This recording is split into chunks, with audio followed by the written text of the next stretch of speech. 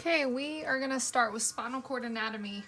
So we learned that the spinal cord is a column of nervous tissue that extends from the brainstem. It begins at the foramen magnum, and we're going to basically be talking about the spinal nerves in this next section. So we do have 31 pairs of spinal nerves that are going to branch off of this spinal cord, and that's part of the PNS. The cauda equina is roots of lower spinal nerves that are going to exit. Now, looking at spinal cord anatomy, when we do a cross section, we do basically divide our gray matter into horns.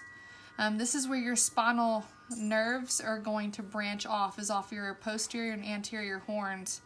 Now, your white columns is your white matter, is your posterior white column, your lateral white column and anterior white column, and these are going to be like the relays where the nervous tracts are going to be passing.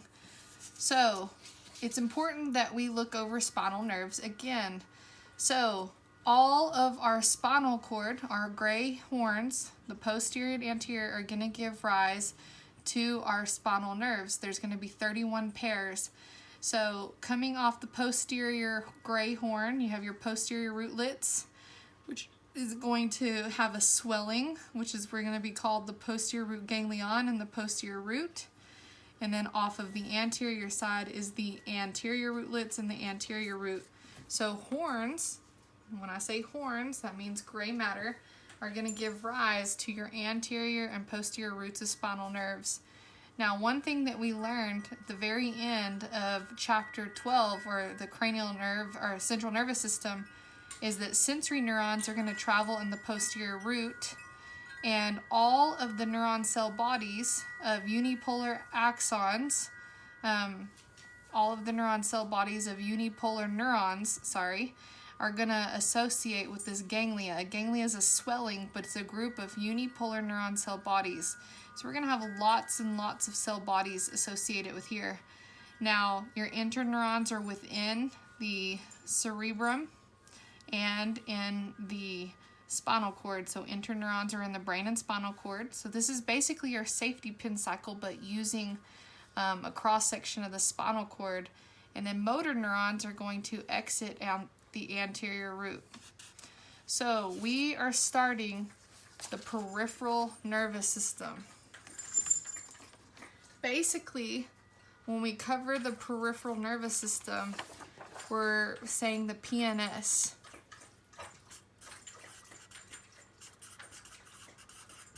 The peripheral nervous system, which we learned about in our nervous system intro, is going to be mostly composed of spinal nerves,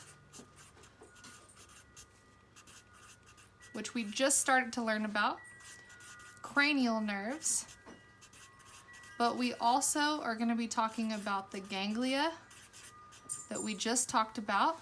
It's a group of neuron cell bodies in the peripheral nervous system, but we're also going to be talking about the plexus and what a plexus is in this section.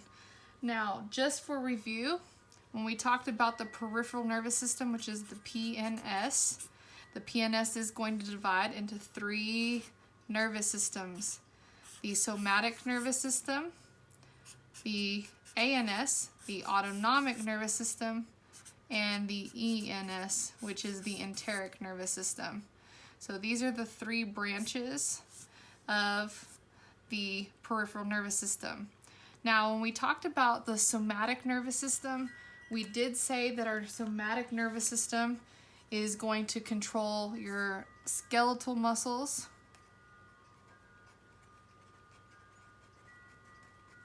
so these are going to be voluntary. Your autonomic nervous system is divided into 2 subdivisions: sympathetic nervous system and your parasympathetic nervous system. You should always know the other terms associated with these. Sympathetic is known as fight or flight, and parasympathetic is going to be known as rest and digest nervous system. And that'll be important for the next chapter that we cover, because we have a whole chapter dedicated to the ANS. And then you have your enteric nervous system, and enteric means gut. So when we say autonomic nervous system, we're going to basically be controlling effectors that are involuntary or automatic. So these are going to control your smooth muscles, your cardiac muscles, and it's going to control glands. Now, enteric means gut, so inside of our intestines we have smooth muscles, and we have glands associated with our digestive system. So these are the three branches of our nervous system. Now, again, I just want to highlight and say that the major structure of the peripheral nervous system is going to be spinal nerves and cranial nerves, so we're going to focus a lot of time on. We've already started to learn a little bit about spinal nerves and the posterior root ganglia. What we haven't covered is plexus. So what we're going to do is we're going to talk about nerves. So before we move to just the next thing, I want to just talk about nerves in general. Nerves are going to be the main organs of the peripheral nervous system. So we basically have spinal nerves and we have cranial nerves, and these are going to consist of many different axons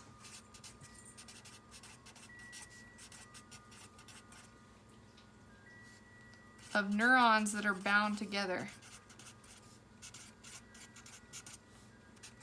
That is what a nerve is.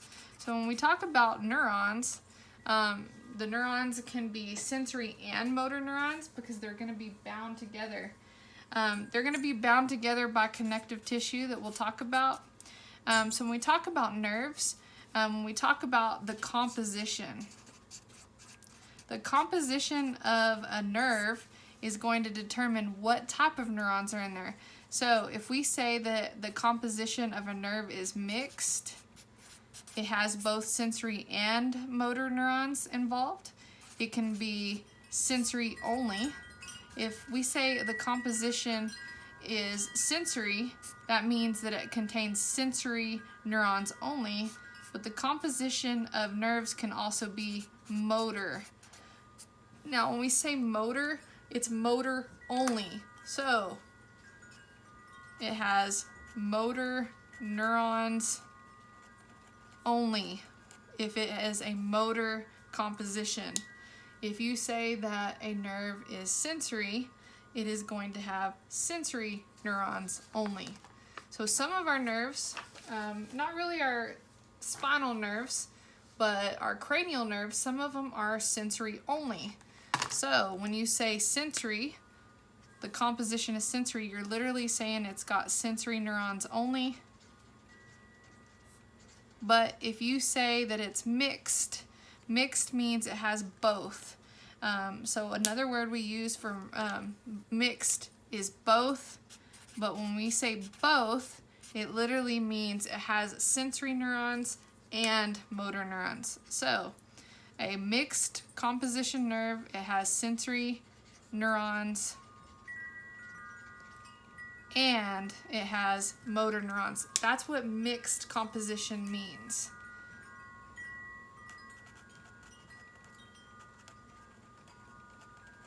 It has both sensory and motor.